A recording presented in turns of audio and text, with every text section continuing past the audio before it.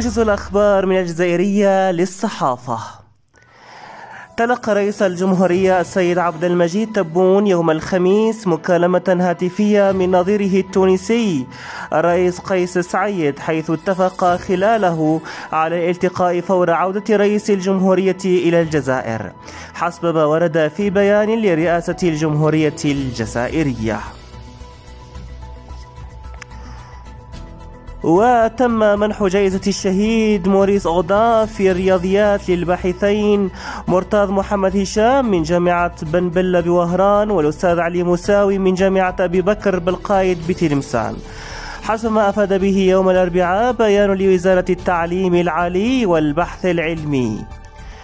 وإلى قطاع التربية الآن، كشفت وزارة التربية الوطنية يوم الخميس في منشور لها على مخطط استثنائي للتقويم البيداغوجي لتلاميذ الطور المتوسط خلال السنة الدراسية 2021-2020 يراعي السياق الصحي والتنظيمي الحالي.